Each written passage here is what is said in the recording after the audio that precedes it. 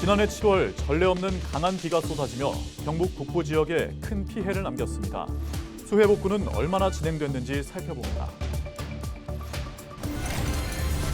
저출생 위기를 극복하기 위한 대안의 하나로 이민청 신설에 대한 논의가 진행되고 있습니다. 이민청 유치 방안을 모색하는 토론회가 안동에서 열렸습니다. 제11회 대구 국제뷰티 엑스포가 개막했습니다. 뷰티 기업 120개사가 참가하며 참가 기업의 수출 상담회 등이 마련됩니다.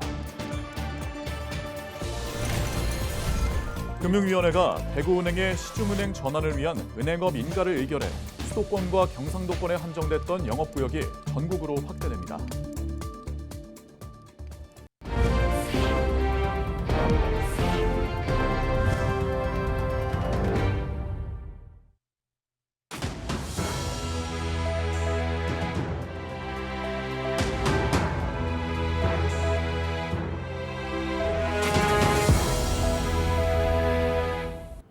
시청자 여러분 안녕하십니까?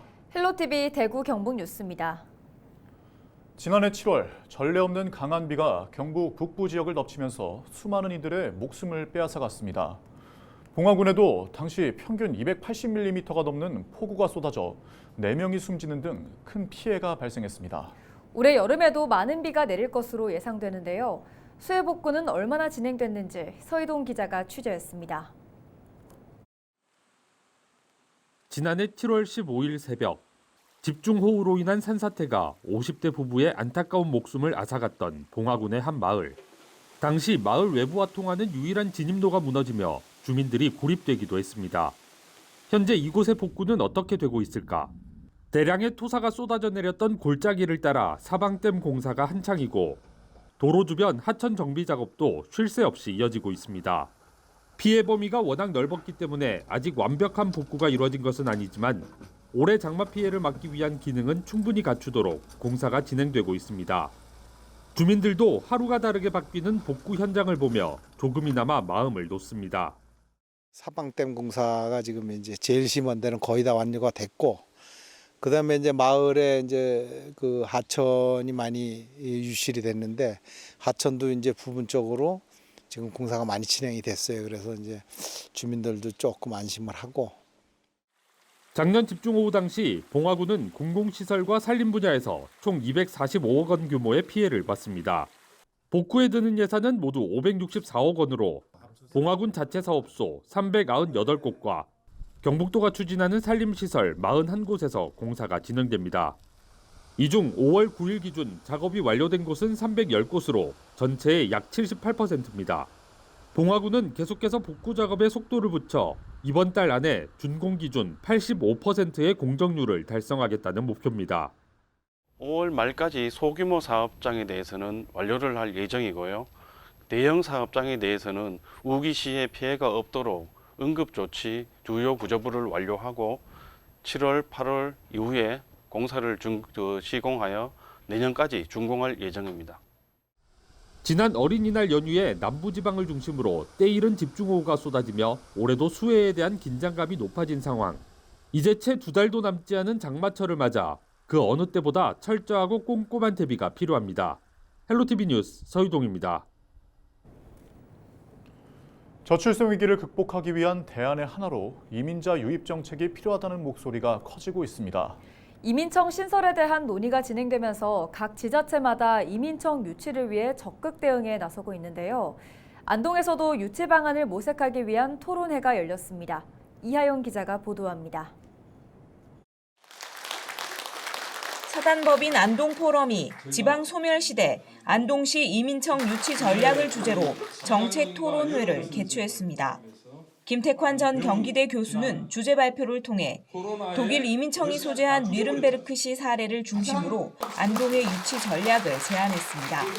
김 교수는 독일의 오래된 도시이자 보수적인 뉘른베르크에 이민청이 있다며 국가의 정체성과 연관되고 인구 소멸 지역에 설립해 균형 발전을 구현한 점 등을 볼 때 안동과 비슷하다고 밝혔습니다.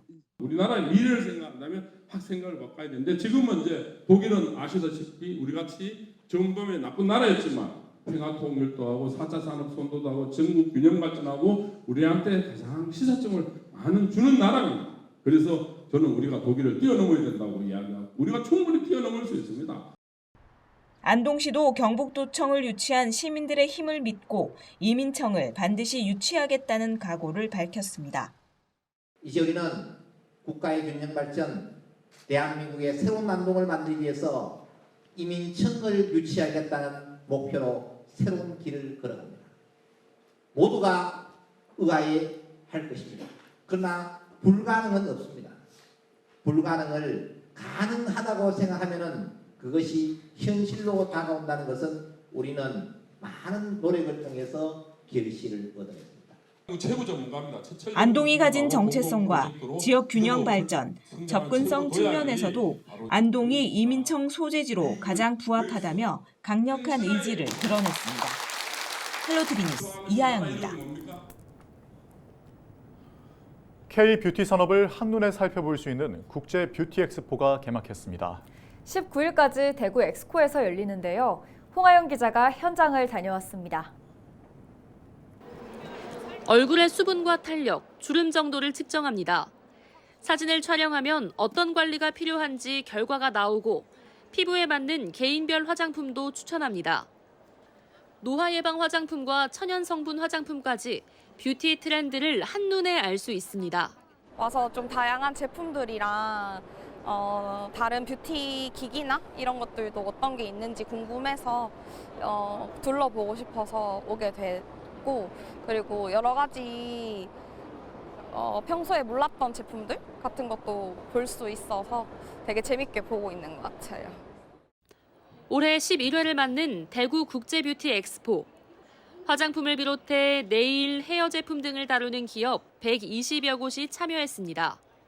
지난해보다 해외 바이어도 10개사 더 늘어 16개국 34개사가 참여했습니다. 해외 바이어들은 금요일과 토요일 이틀에 걸쳐 참여 기업과 1대1로 만나 계약 상담을 진행합니다. 해외에서 K-뷰티가 엄청 유명하니까 제가 여기 대구로 와서 여러 가지 브랜드 만나면서 관심 있게 살라고 왔습니다. 지역대학 미용 관련 학과에서도 참여했습니다. 학과 홍보는 물론 참관객에게 네일아트, 퍼스널 컬러 상담 등 다채로운 뷰티 체험을 제공합니다. 미용이다 보니까 현장 실습이 상당히 중요하잖아요. 이런 기회가 저희 학생들한테는 아주 많은 좋은 기회였던 것 같아요. 뷰티 산업 동향을 살필 수 있고 다양한 체험이 가능한 이번 박람회는 오는 19일까지 대구 엑스코에서 진행됩니다. 헬로티비 뉴스 홍하영입니다.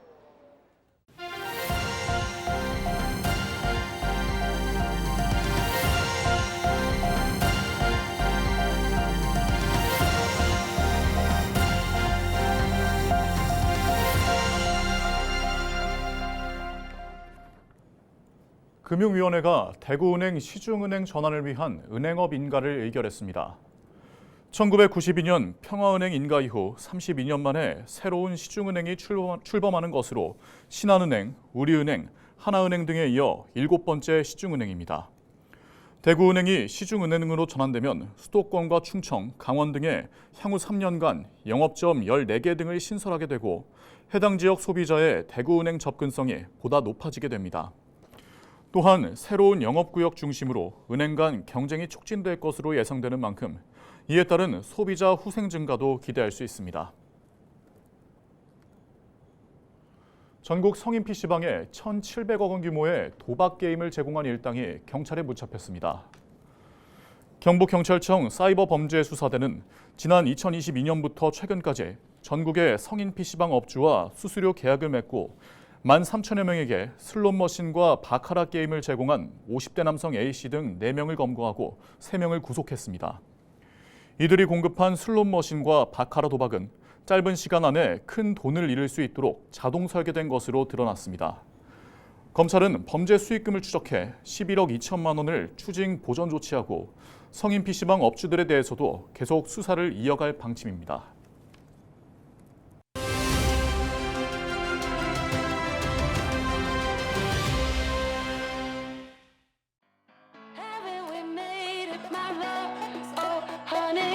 Look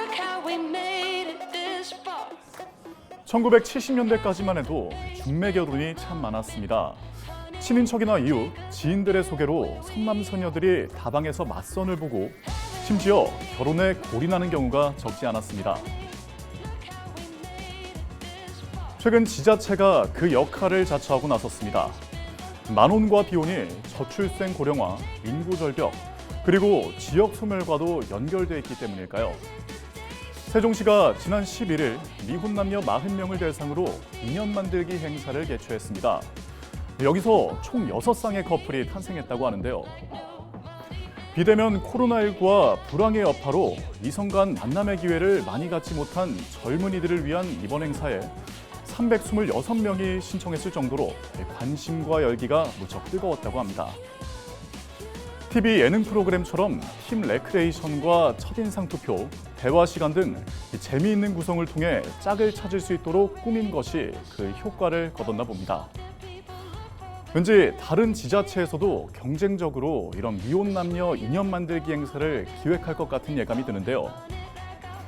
인생의 반려자를 찾기 어려운 각박한 현대 사회에서 이런 기회를 통해 소중한 인연이 많이 맺어지기를 희망해 봅니다. 헬로티비 브리핑이었습니다. 제248회 안동시의회 임시회가 개회했습니다. 시의회는 이번 임시회에서 안동시가 제출한 2024년 제1회 추가경정 예산안을 심의합니다. 증액된 예산은 2,400억 원으로 저출생 대응, 수돗물 반값, 골목상권 활성화, 소상공인 지원 등에 편성됐습니다. 편성된 예산은 공동육아 나눔터와 다함께 돌봄센터 등 우리 동네 돌봄마을 15억 원, 소상공인 출산장려 아이 보듬 지원 사업 6억 원, 가정용 상수도 사용료 반값 감면 지원 10억 4천만 원 등입니다. 시의회는 예산안 심의를 거쳐 오는 24일 제1회 추경 예산을 최종 확정할 방침입니다. 경북 남부보훈지청이 호국보훈의 달을 앞두고 경주 학도병 서명문 태극기 릴레이 서명 챌린지 행사를 열었습니다. 경주 학도병 서명문 태극기는 6.25 전쟁 당시 경주에서 학도병으로 지원한 19명의 용사들이 출정 전에 태극기에 각자의 의지를 적어 서명한 태극기입니다. 남부보훈지청은 경주고에서 열린 서명문 태극기 릴레이 출정식을 시작으로 학도병 출신 학교 학생들과 시민들이 함께 나라 사랑의 마음을 담은 서명 챌린지를 이어갈 예정입니다. 서명한 태극기는 6월 25일 전후에 전시할 계획입니다. 예천군이 오는 21일부터 엿새간 진호 국제 양궁장에서 열리는 현대 양궁 월드컵 2차 대회를 앞두고 사전 준비를 마무리했습니다. 군은 지난해 7월 대회 준비를 위한 양궁 월드컵 TF팀과 조직위원회를 구성하고 올해 초 경기장 시설 개선을 마쳤습니다. 예천 권병원을 공식 병원으로 지정해 응급 상황에 대비하고 차량 250여 대를 선수단 이동에 투입합니다. 현대 양궁 월드컵 대회는 올림픽, 세계 양궁 선수권 대회와 함께 세계 양궁계 3대 행사로 올해 1차 대회는 지난달 중국 상하이에서 열렸고 이번 2차 대회는 파리올림픽 출전 포인트가 부여됩니다. 문경시가 벼 재배 농가에 육묘대 54억 원을 특별 지원합니다. 이번 지원은 인건비와 원자재 등 생산비 증가에 따른 벼 재배 농가의 어려움을 해소하기 위해 추진하는 것으로 모내기 이후 농가별로 헥타르당 120만 원씩 지급할 예정입니다. 지급 대상은 문경시에 주소를 두고 농업경영체에 등록한 벼 재배 농업인입니다. 영주시가 내년도 주민참여 예산 제한 사업을 공모합니다. 주민참여 예산은 예산 편성 과정에 주민이 참여해 사업을 제안하고 선정하는 것으로 재정 운영의 투명성과 민주성을 높이기 위한 제도입니다. 공모 주제는 지역 특성을 반영한 아이디어와 사회적 약자를 위한 사업, 안전사고 예방 등 다양한 계층과 분야의 주민 수혜도가 높은 사업입니다. 공모 기간은 다음 달 21일까지이며 사업 제안서를 작성해 온라인으로 신청하거나 시청 기획예산실 또는 읍면동 행정복지센터에 제출하면 됩니다. 이상으로 뉴스를 마칩니다. 저희는 언제나 지역민 여러분과 함께합니다. 시청해주신 여러분 고맙습니다.